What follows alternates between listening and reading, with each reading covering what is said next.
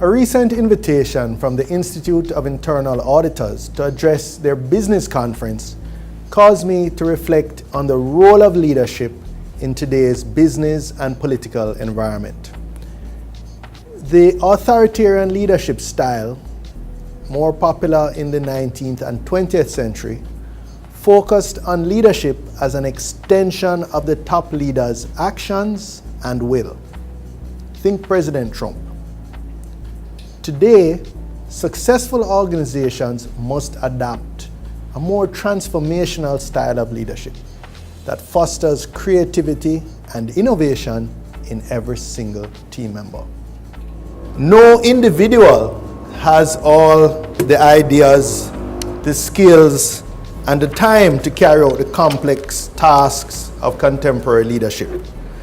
Therefore, for an organization to become innovative and successful, it must benefit from the creativity of all its members. So what you really want to do as a creative leadership is build an environment that's going to empower the leadership capability of every member of the organization and allow them to step up to the plate and show what they can do. What would have been the key differences in those leaders in those organizations? One of the key attributes in those companies is that they're willing for people to take risks, to try initiatives and projects, and to fail. And it's not catastrophic for your career if you do that. It's important to take risks in business and, well, in any organizational management. But what you want to do is make sure that the risks you take, if they don't turn out as you'd like, they're not catastrophic. So you want to be able to evaluate the risk. You want to be able to evaluate the consequences of the venture or the initiative not succeeding. But creative companies were seen as the ones that facilitated team members at all different levels being able to use their initiative and take risks and not have to worry about the consequences. The heroic model of leadership, where the chief executive or whatever the title is of the leader, the executive chairman, is the fount of all wisdom and has to solve all problems. So an example of that model of leadership we saw recently, where we had some heavy rains earlier in the week, and the Prime Minister had to cancel his trip to Damrep, to fly back to Jamaica, to go in a 15-vehicle motorcade down to Clarendon yesterday. That might be good PR, but is that leadership? He had 19 other cabinet ministers here, heads of Office of Disaster Preparedness and Emergency Management, heads of NW, etc.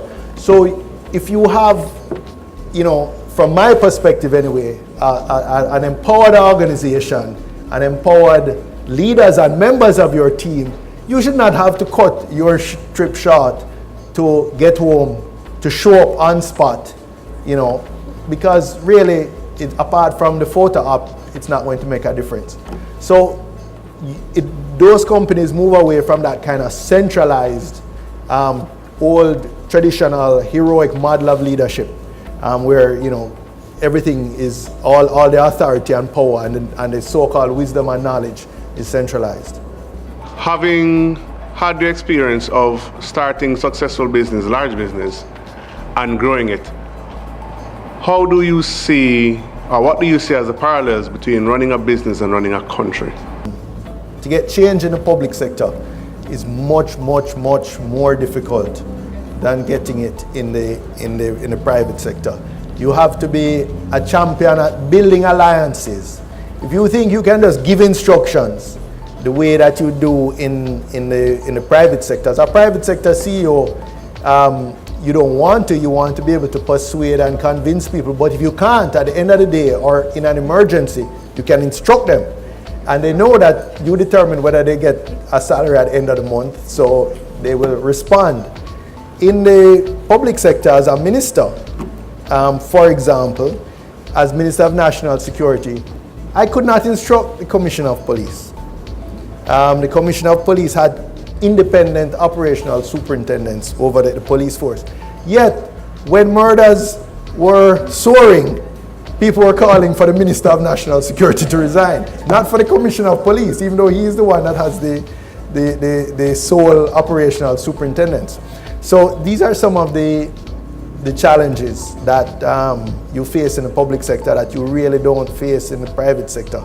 So in summary, it's much easier to be a successful private sector manager. So how do you balance the two sides of that coin, encouraging creativity and the expense of allowing someone to fail and try until they get it right? I think it has to do with the culture of the organization. And I can't overemphasize the importance of culture. I think it's, these soft areas tend not to get much attention in many of our management training programs, etc. But they are critical. One management guru said that culture eats strategy for breakfast, because the culture can frustrate everything. So you have to build that culture, and it's not by putting it in a document. It's by living it every day and the leadership behaving consistent with that culture. So I try to